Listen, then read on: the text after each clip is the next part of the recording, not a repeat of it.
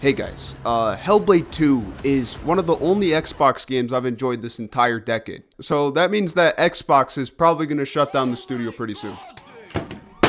Ever since the PS3, Sony slowly but surely solidified the idea of narratively driven games that blend the interactability of video games with film. LA Noire was, to my knowledge, the first game to bring in all the complexity and nuance of the human face, but I would argue that Last of Us was truly the first game that you could put up against actual TV shows and movies. Facial expressions by themselves are not going to transform a game's story. Obviously, some look significantly worse, and you've seen some attempts. The original Hellblade was the first game to use this single-take shooting style to put a more personal emphasis on the disposition of the character. You'd later see this in God of War and Halo Infinite for some reason. Obviously, bro thinks he's Birdman, but this is still a very effective style of filmmaking that works exceptionally well for something like Hellblade. You get put right into the mind of Senua, who deals with psychosis. It's not a straightforward narrative where you're going to see two guys flexing their acting muscles and bouncing off each other. And there are moments where the dialogue writing wasn't strong, but in what it sets out to do with exploring the mind of Senua, it does it well. The gameplay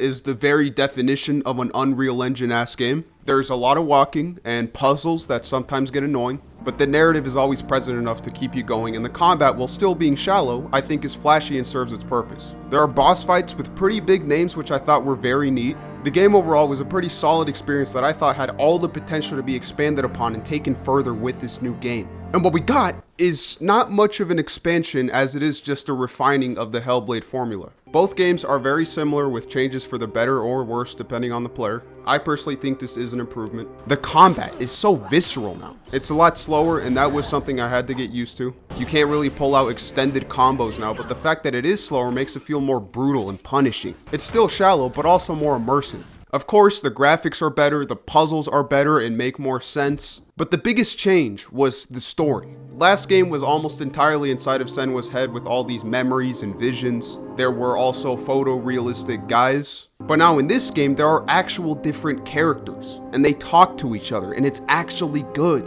Last game was entirely in hell and you fought gods, and here you get to explore this fresh adaptation of Norse mythology. It's very raw, and we talk about Marvel, but it genuinely makes God of War look goofy. Hellblade 2, more than the first, is about the darkness inside that you continuously try to contain and overcome. And this idea is so candidly reinforced with how unforgivingly brutal it is. There's a lot of blood and death in this game. And with how great Hellblade 2 looks graphically, it's probably not even okay to show on YouTube. One thing to say is that this story is written a little theatrically, and what I mean by that is that even though this is a well-developed world with surprisingly well-developed characters that I found myself invested in, everything serves a very clear purpose in Senua's growth. The internal voices we hear, some could say are feelings exposition, but they're really more to throw out ideas, negative or positive, that only add to the uncertainty Senua deals with. There are very crushing moments, but also uplifting moments that are that much more euphoric because of what they follow. It's a story I think everyone could take something away from. However, this more theatric approach to the writing might seem a little limiting at times. I think Senua's dialogue is a little too self-serious at times, and there are dramatic scenes I think should have been taken further. But overall, guys, this is a very quality story, especially for the video game medium. This game is just as short as the last one, and that was a bit surprising to me.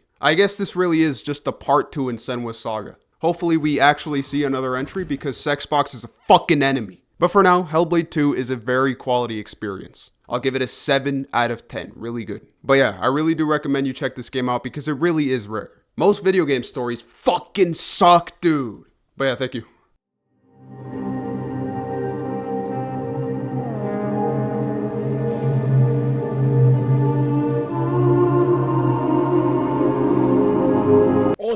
Osman, they can't even spell your name, lad.